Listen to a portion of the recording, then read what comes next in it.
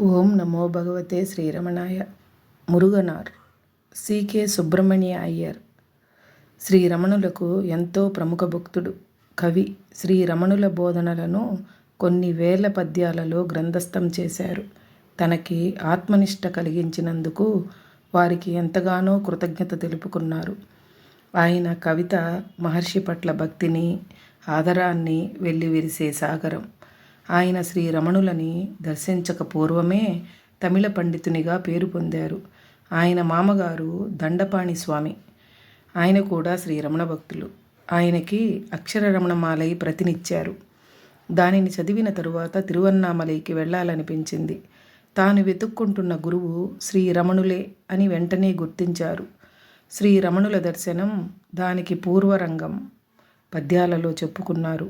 వాటి భావము ఇది: మూర్తిమంతమైన జ్ఞానమై తపోజ్యోతిగా వెలుగుతూ తిరువన్నామలైలో వెలిసిన మహర్షి గురించి వారిని చూచి తరించిన వారి వద్ద నుండి విన్నాను. అంతులేని ఆనందంలో మునిగిపోయాను.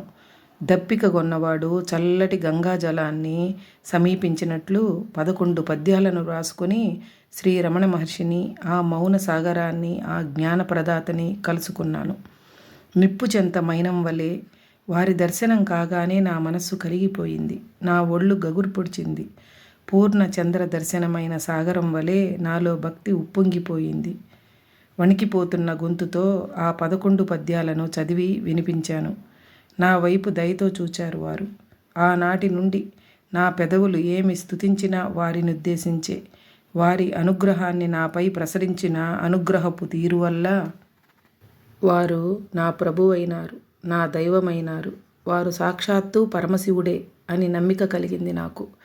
వారు నా కొత్త యజమాని. నేను, నాది వారి సొత్తు అయిపోయాయి. ఆ తర్వాత కొన్ని నెలల పాటు వారిని అనేక పర్యాయాలు దర్శించుకున్నాను. వారి వల్ల క్రమేపీ ప్రభావితుడైనాను. జీవితం పట్ల నా దృక్పథం మారజొచ్చింది.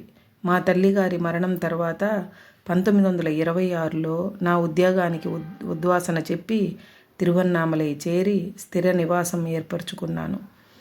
శ్రీరమణ అనుభూతిలో మురుగనార్ తనకి కలిగిన అనుభూతిని గురించి రాశారు. అంటే అనుభూతి కలిగిన 20 సంవత్సరాల తరువాత అనుభూతి వర్ణన ఇది. చదువుకున్న మూర్ఖుణ్ణి నేను. ఒక్క వీక్షణంలోనే నా హృదయాన్ని జ్ఞాన జ్యోతితో వెలిగించిన ఆ మహాభాగుని వద్దకు వచ్చే వరకు నా మూర్ఖపు మనస్సుకి ఏమీ తెలియదు. అక్కడే అమరమైన సత్యజ్ఞాన లోకంలో ప్రవేశించాను. దేహ సంబంధమైన అహం, అది కలిగించే భ్రమ మాసిపోయే వారి పాదాల చెంత స్వచ్ఛమైన కాంతి వికసింప ప్రారంభించింది. నా ప్రేమతో బాటే ఆ కాంతి ఎక్కువవుతూ వచ్చింది. నా హృదయంలో అవిచ్ఛిన్నమై అహం అహం అంటూ ఉండే నా ఆ ఆత్మ జ్ఞానానుభూతి కలిగేదాకా ఇది జరిగింది. మనస్సు కల్పించే స్వాప్నిక వ్యూహంలో అటూ ఇటూ పరిగెడుతూ ఒకదాని తరువాత మరొక దానిని వాంఛిస్తూ భ్రమలో తిరిగేవాణ్ణి. నా దైవంలో లీనమైన క్షణం ఆనందం ఉప్పొంగి దైవిక జ్ఞానకాంతిలో నా దేహం కలిసిపోయింది. అంతఃశాంతితో నా హృదయం నిండిపోయింది. నిత్య సత్యాన్ని బోధించే గురువు వారు. వారి అనుగ్రహం వల్లనే సత్యం నాకు తెలియవచ్చింది. నా హృదయం పరిపూర్ణానుగ్రహంతో నిండిపోయింది. దేహము, అహము, బుద్ధి మాయమైనాయి. ఆ దివ్య మౌనంతో నేను ఏకమయ్యాను. అదే శివజ్ఞానం. మదించిన గజేంద్రుని వలె తిరుగుతున్న నా అహంభావాన్ని ఆ మృగరాజు జ్ఞాన వీక్షణంతో జయించారు. శివైక్యం అనే అమృతంతో నన్ను నింపేశారు. దివ్య జ్ఞానానుభూతే నా జీవిత సర్వస్వమైంది. దృశ్య జగత్తు యొక్క సుడిగుండంలో నా పేద మనసు కొట్టుకుపోయేది. భ్రమలో ఉన్న నా అవగాహనని తమ దివ్య మౌన సన్నిధి వైపు మళ్లించారు. దానివల్ల వారి టీవీ నా హృదయంలో ఒక కాంతి వలె మెరిసేట్టు చేశారు. పవిత్ర గ్రంథాలని అధ్యయనం చేశానే గాని వాటి అంతరార్థం నాకు తెలియలేదు.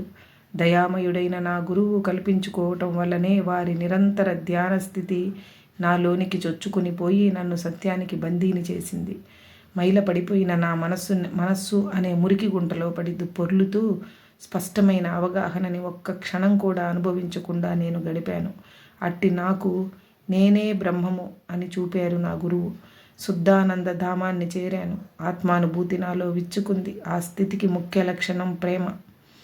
పాపిని నేను. విపరీతమైన వాంఛల చేతుల్లో పడి విషయాతురుడినై వాటి పట్ల మమకారాన్ని పెంచుకున్నాను.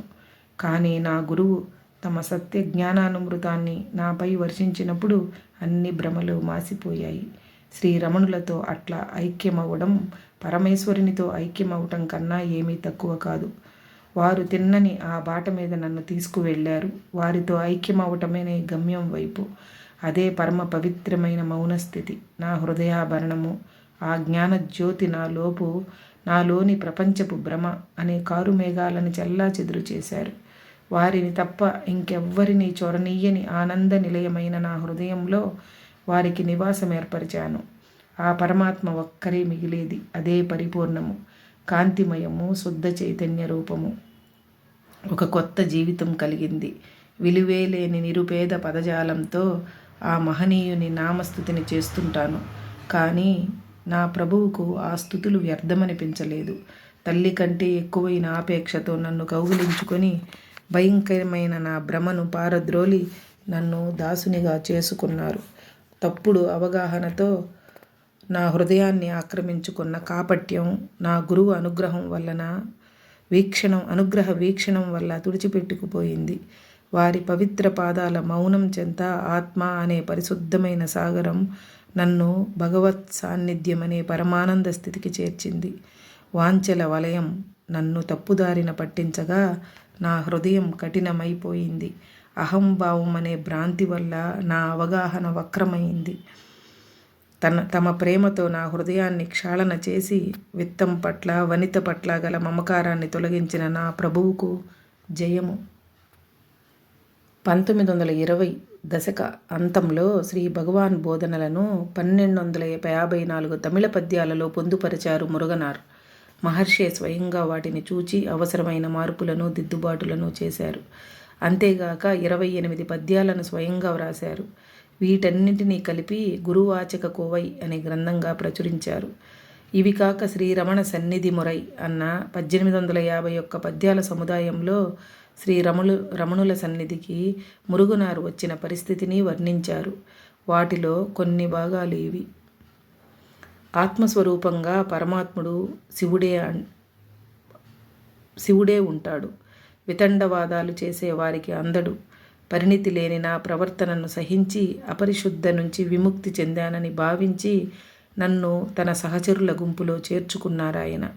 దేవతలు కూడా శ్లాఘించే అరుణాచలమందు ఋషి అయినారు. భ్రమర కీటక న్యాయం వలె కేవలం వారి సన్నిధి వల్ల, వీక్షణం వల్ల నేను, నాది అనేవి నాశనమైపోయాయి.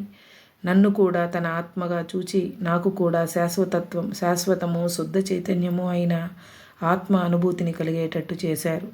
దేహము, మనస్సు పోగా నేను శుద్ధాత్మనయ్యాను. దయనీయుడైన వీనిపై వారి విధంగా తమ అనుగ్రహాన్ని వర్షించారు. అచలుడివీవు, కరుణామయుడవీవు, శుద్ధ జ్ఞాను ప్రభుడవీవు. చైతన్యాన్ని అన్వేషించకపోవటం వల్ల సర్వము పోగొట్టుకున్న ఈ నిరుపేదకి కష్టకాలంలో ఉపయోగించుకోవడానికి ఏర్పరపబడిన నిక్షేపానివి నీవు. ప్రారబ్ధ కర్మ అనే మొసలి నోటిలో పడకుండా కాపాడిన దైవానివి నీవు. అనుగ్రహ రూపుడైన సద్గురువు అతి అరుదని తెలియక మానవులు సంసారం అనే మలిన పంకంలో తమకొక రూపమున్నదనుకొని భ్రమ చెందుతూ ఉంటారు.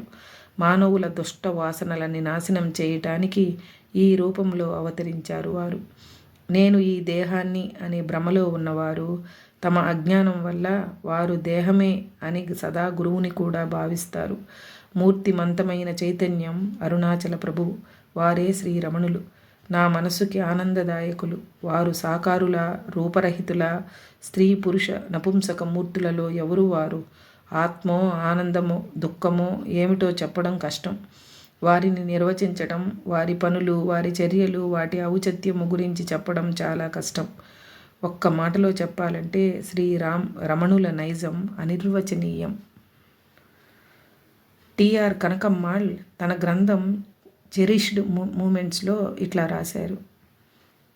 మురుగనార్ తన తల్లిదండ్రుల తద్దినాలను పెట్టేవారు. ఒకసారి తల్లిగారి ఆబ్దికం నాడు పొద్దున్నే ఆశ్రమంలో వంటగదికి వచ్చారు.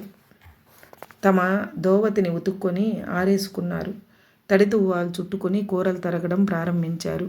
మురుగునారు అంత పెందలకడనే వంటగదికి వచ్చిన కారణం గ్రహించి శ్రీ భగవాన్ ఆయనతో, ఇవాళ మీ అమ్మగారి తద్దినం, బ్రాహ్మణులెవరు అని అడిగారు. ఈ కర్మకాండలలో ప్రాముఖ్యంలో అంత నమ్మకం లేకపోయినా తమ ఛాతీని చూపుతూ, బ్రాహ్మణులలో ఒకణ్ణి నేను అన్నారు శ్రీ భగవాన్. ఆ మాటలకి చెలించిపోయిన మురుగునారు కళ్ళనీళ్లు పెట్టుకున్నారు. శ్రీ భగవాన్ తన ఛాతీని చూపించి బ్రాహ్మణులలో ఒకణ్ణి నేను అన్నప్పుడే తన తల్లిదండ్రులకే కాక తన పూర్వీకులందరికీ ముక్తి కలిగి ఉంటుందని మురుగునారు అనుకున్నారు.